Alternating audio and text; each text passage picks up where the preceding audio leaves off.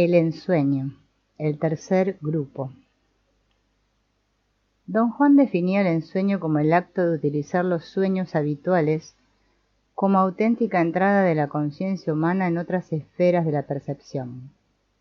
En su opinión, esta descripción significa que los sueños habituales pueden emplearse como puerta que conduce a la percepción a otras regiones de energía distintas a la del mundo de la vida cotidiana, aunque en esencia es básicamente similar.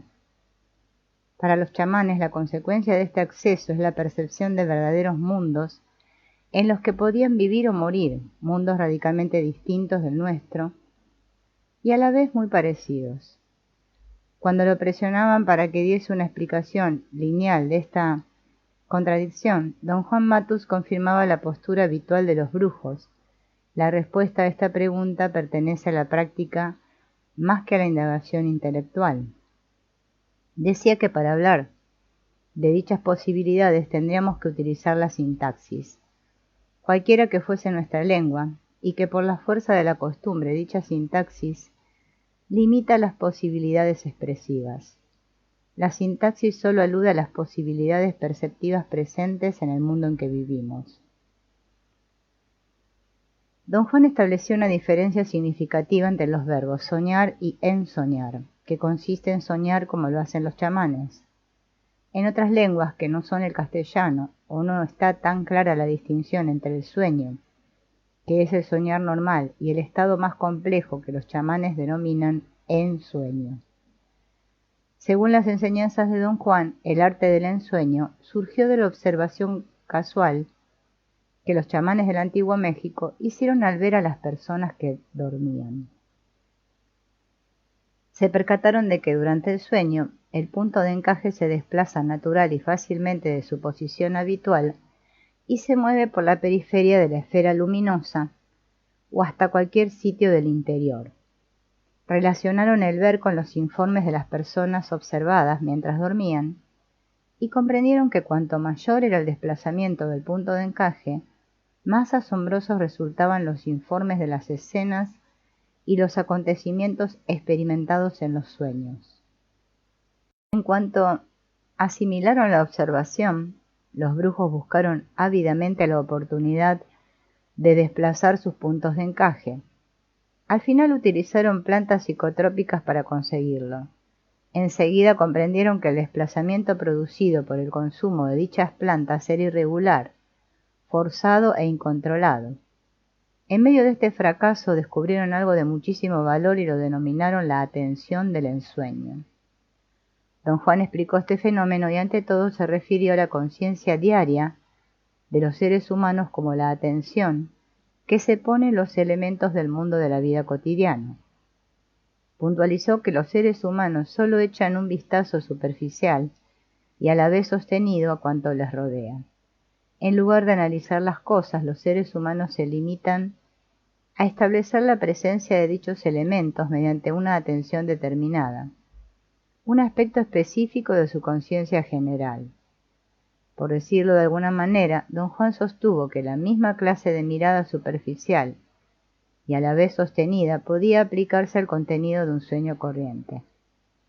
Llamó a este aspecto específico de la conciencia general la atención del ensueño, o la capacidad que los practicantes adquieren de mantener la conciencia inflexiblemente fija en los elementos oníricos. El cultivo de la atención del ensueño proporcionó a los brujos del linaje de don Juan la taxonomía básica de los sueños. Descubrieron que la mayoría de sus sueños eran imágenes, producto de la cognición del mundo cotidiano, aunque algunos escapaban a esta clasificación. Dichos ensueños eran verdaderos estados de conciencia acrecentada en los cuales los elementos oníricos no eran imágenes, sino hechos generadores de energía. Para los chamanes, los sueños con elementos generadores de energía son aquellos los que pueden ver la energía como fluye por el universo. Los chamanes consiguieron centrar la atención del ensueño en cualquier elemento y de esta forma descubrieron que existen dos tipos de sueños. Por un lado, los sueños que todos conocemos, en los que entran en juego elementos fantasmagóricos, algo que podríamos categorizar como producto de nuestra mentalidad y de nuestra psiquis, tal vez algo que se relaciona con nuestra disposición neurológica, y por el otro, los que denominaron sueños generadores de energía.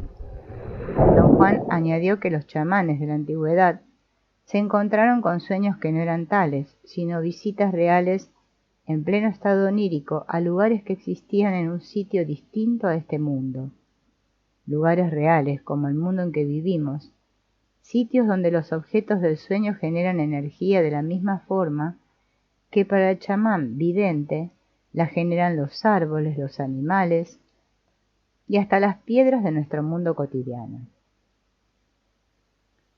Los chamanes tenían visiones tan fugaces y breves de estos sitios que no les servían de nada. Atribuyeron este fracaso a que no podían mantener fijo el tiempo necesario los puntos de encaje en la posición a la que los habían desplazado. Los intentos de resolver la situación dieron por resultado otro arte excelso de la brujería, el arte del acecho. Don Juan definió estas artes con toda claridad el día en que me explicó que el arte del ensueño consiste en desplazar a propósito el punto de encaje habitual, mientras que el del acecho es mantenerlo voluntariamente fijo en la posición a la que ha sido desplazado. Dicha fijación permitió que los chamanes del antiguo México presenciaran en toda su extensión la existencia de otros mundos. Don Juan me contó que algunos brujos no regresaron de sus viajes. Dicho de otra manera, prefirieron quedarse allí, donde quiera que se encuentre ese allí. Cierta vez don Juan comentó lo siguiente: cuando terminaron de cartografiar a los seres humanos en cuanto a esferas luminosas, los chamanes de la antigüedad descubrieron que en la esfera luminosa total existían como mínimo 600 sitios que son emplazamientos de auténticos mundos. Esto significa que si el punto de encaje se fija a cualquiera de ellos, el resultado es la entrada del practicante a un mundo totalmente nuevo. ¿Dónde están esos 600 mundos, don Juan? La única respuesta a esa pregunta resulta incomprensible. Es la esencia del chamanismo, y al mismo tiempo para la mente corriente carece de significado. Los 600 mundos están en la posición del punto de encaje. Es necesaria una cantidad incalculable de energía para dar sentido a esta respuesta. Nosotros tenemos la energía, pero nos falta la facilidad o la disposición para utilizarla. Podría decir que no existe nada más veraz que estas afirmaciones y que a la vez tampoco parecen tener sentido. Don Juan explicaba la percepción corriente, tal como la entendían los chamanes de su linaje, en su emplazamiento habitual. El punto de encaje recibe la afluencia de campos de energía del universo en general, campos con forma de filamentos luminosos que ascienden a billones. Puesto que la posición es siempre la misma, los chamanes razonaron que los mismos campos de energía, con forma de filamentos luminosos, convergen en el punto de encaje y lo atraviesan, lo que da por resultado constante la percepción del mundo que conocemos. Los chamanes llegaron a la conclusión inevitable de que si se desplazaba a otra posición el punto de encaje, sería atravesado por otro conjunto de filamentos de energía, lo que daría como resultado la percepción de un mundo que, por definición, no es el mismo que el de la vida cotidiana. En opinión de don Juan, lo que los seres humanos suelen considerar la percepción es más que nada el acto de interpretar datos sensoriales. Afirmaba que desde el nacimiento, cuanto nos rodea nos proporciona la posibilidad de interpretación, y que con el paso del tiempo dicha posibilidad se convierte en un sistema completo mediante el cual realizamos la totalidad de nuestras transacciones perceptivas con el mundo. Don Juan insistía en que el punto de encaje no solo es el centro donde se acumula la percepción, sino el centro donde tiene lugar la interpretación de los datos sensoriales, de modo que si cambiara de emplazamiento, interpretaría la nueva afluencia de campos de energía prácticamente de la misma forma que traduce el mundo de la vida cotidiana. El resultado de la nueva interpretación es la percepción de un mundo sorprendentemente parecido al nuestro y a la vez intrínsecamente distinto. Añadió que desde la perspectiva energética, los otros mundos son tan distintos al nuestro como pueden serlo. Solo la interpretación del punto de encaje explica las semejanzas aparentes. Don Juan apelaba al uso de una nueva sintaxis para expresar esta extraordinaria capacidad del punto de encaje y las posibilidades de percepción que origina el ensueño. De todos modos, reconoció que tal vez podríamos forzar la actual sintaxis para incluirla si la experiencia es asequible a todos en lugar de quedar restringida a los iniciados en el chamanismo. Un elemento del ensueño que despertó vivamente mi interés y me desconcertó mucho fue la afirmación de don Juan según la cual no hay manera de enseñar a alguien a ensoñar. Decía que más que cualquier otra cosa, el ensueño es un gran esfuerzo de los practicantes por entrar en contacto con la fuerza penetrante e indescriptible que los chamanes del antiguo México llaman intento. Una vez creado el vínculo, misteriosamente también se crea el ensueño. Don Juan sostenía que el vínculo se consigue dejándose guiar por cualquier patrón disciplinado. Cuando le pedí una explicación sintética del procedimiento en cuestión, él se rió de mí. Adentrarse en el mundo de los chamanes no es lo mismo que aprender a conducir. Para conducir necesitas manuales e instrucciones. Para ensoñar necesitas intentarlo. ¿Y cómo puedo intentarlo? La única manera de intentarlo es intentándolo. Una de las cosas que más le cuesta aceptar al hombre de nuestra época es la falta de procedimientos. El hombre moderno está cargado de manuales, prácticas, métodos y pasos que conducen a lo que sea. Incesantemente toma notas, hace diagramas y se lía a fondo con la destreza técnica. En el mundo de los brujos los procedimientos y los rituales solo son recursos para llamar la atención y centrarla. Se utilizan para forzar la concentración del interés y la determinación. No tienen otro valor. Don Juan opinaba que para ensoñar es de suma importancia la ejecución rigurosa de los pases mágicos, el único recurso utilizado por los chamanes de su linaje para contribuir al desplazamiento del punto de encaje. La ejecución de los pases mágicos les proporcionaba la estabilidad y la energía necesarias para convocar la atención del ensueño, sin la cual no existía la posibilidad del ensueño. Si la atención del ensueño no emergía, en el mejor de los casos, los practicantes podían aspirar a tener sueños lúcidos sobre mundos fantasmagóricos. Quizá podrían vislumbrar mundos que generan energía, pero no tendrían el menor sentido dada la ausencia de unas bases abarcadoras para categorizarlos correctamente. En cuanto desarrollaron la atención del ensueño, los chamanes del linaje de don Juan se percataron que habían llamado a las puertas del infinito, lograron ampliar los parámetros de la percepción normal. Descubrieron que el estado normal de conciencia es infinitamente más variado que antes de la llegada de la atención del ensueño. A partir de este punto, los brujos se adentraron verdaderamente en lo desconocido. El aforismo que dice que el cielo es el límite se aplica perfectamente a los chamanes de la antigüedad. Es indudable que se superaron. ¿Es realmente cierto que para ellos el cielo era el límite, don Juan? A esta pregunta solo podemos responder individualmente. Nos proporcionaron las herramientas. Usarlas o rechazarlas depende de cada uno de nosotros en cuanto a individuos. En esencia estamos solos ante el infinito y la cuestión de si somos o no capaces de llegar a nuestro límite debe responderse personalmente. Los pases mágicos del ensueño. Aflojar el punto de encaje. Con la palma hacia arriba se estira el brazo izquierdo hasta la zona de detrás de los omóplatos, al tiempo que el tronco se inclina ligeramente. Con un movimiento sigiloso se pasa el brazo del lado izquierdo del cuerpo hasta la parte delantera y se eleva con un empujón hasta la cara, con la palma mirando a la izquierda. Los dedos se mantienen unidos. Este pase mágico se ejecuta sucesivamente con cada brazo y se doblan las rodillas para obtener más estabilidad y empuje. Lograr que el punto de encaje descienda. Se mantiene la espalda tan recta como se pueda y las rodillas extendidas. Se coloca el brazo izquierdo totalmente estirado a la espalda, a pocos centímetros del cuerpo.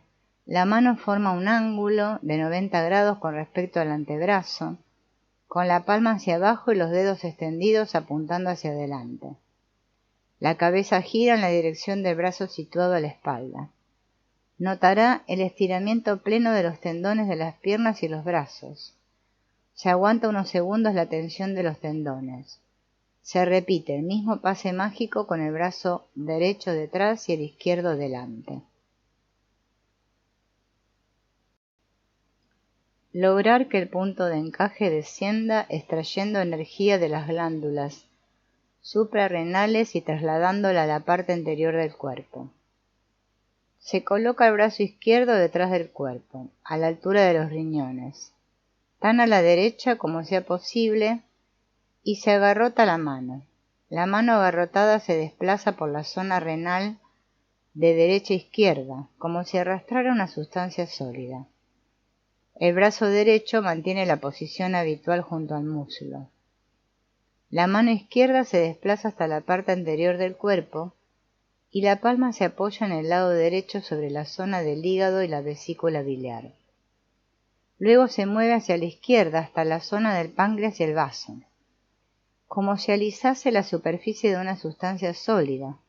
Simultáneamente la mano derecha, agarrotada a la espalda, se desplaza de izquierda a derecha por la zona renal, como si arrastrase una sustancia sólida. A continuación, la mano derecha se coloca en la parte anterior del cuerpo, con la palma apoyada en la zona del páncreas y el vaso. Hay que moverla hasta la zona del hígado y la vesícula biliar, como si se alisara una superficie irregular, mientras la izquierda agarrotada vuelve a recorrer de izquierda a derecha, la zona renal. Como si empujase una sustancia sólida, se doblan las rodillas para ganar estabilidad y fuerza.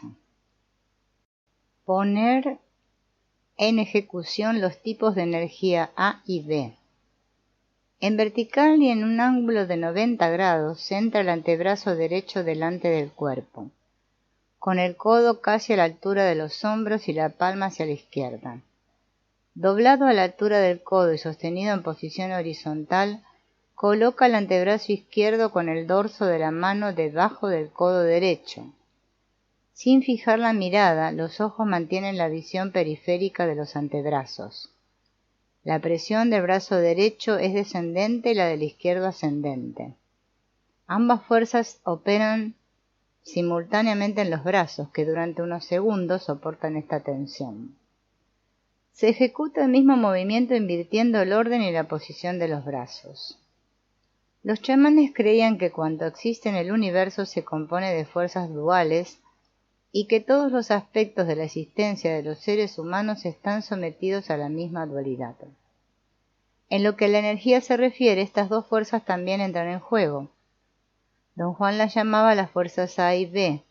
La fuerza A suele utilizarse cotidianamente y se representa mediante una línea vertical recta.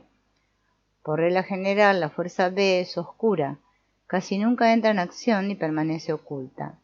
Se representa mediante una línea horizontal dibujada a la izquierda de la vertical, junto a la base, por lo que se forma una L mayúscula invertida.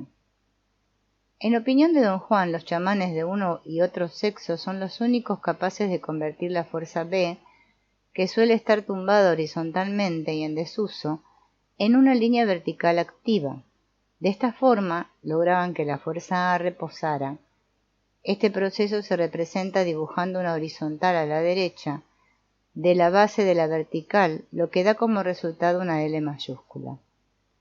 Don Juan consideraba que este pase mágico es el que ejemplifica más claramente la dualidad y el esfuerzo realizado por los brujos para invertir sus efectos.